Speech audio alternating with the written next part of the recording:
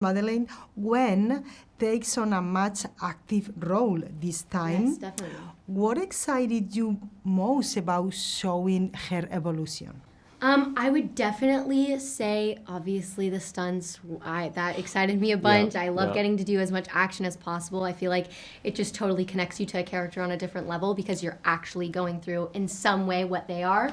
And I was also very, very excited to get to dive into all of Gwen's different layers that she has in this film. I feel like she's a lot different from the first film. You know, she was definitely more extroverted in the first movie, and now she's definitely more reserved and feels more like an outcast. So kind of getting to dive more into that side of her was honestly a bit of a challenge for me because I feel like I'm not like that at all. I'm very social. So I kind of had to find her again, which was an interesting process for sure. Mason, speaking of challenges, Finn is still struggling to move on, but at the same time, he has to protect his sister.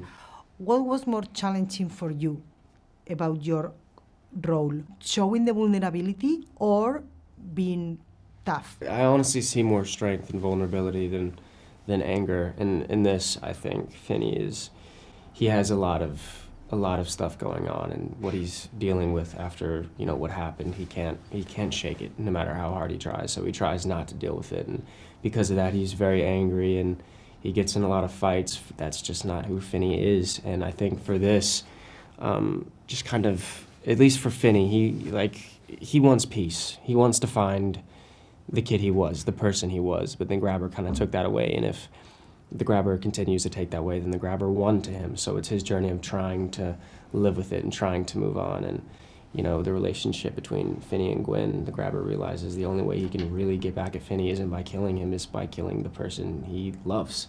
And that journey it's just so sad. Do you remember being a kid, being children, the worst nightmare or a bad dream you had? I actually do. You do? Yeah. Okay, go ahead and I'll think about it. Okay, one that literally has stayed with me since I was I don't even know, 3 or 4. The fact that I even remember that this dream is crazy.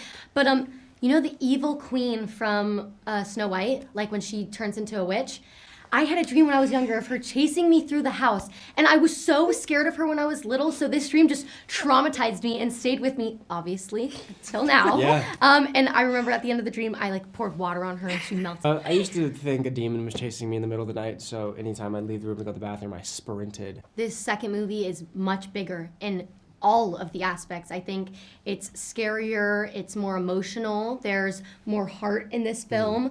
I think it's so much bigger in all different aspects, and I love that you get to learn more about each individual character and that you get to follow all of these characters' arcs in the movie. And yeah, I hope everyone loves what we did because I'm very proud of it. Mason, how was the experience of filming in that freezing environment in Canada?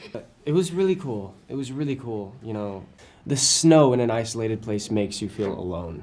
For sure. In this movie, at this camp, in this setting, you are on your own. It's you and your family and nothing. It's kind of, the stakes are a lot higher, and the emotions are higher, and I think it just really gets you and it really puts you in that place. So I think the setting was so perfect for this, and it looks fantastic in the film. So yeah.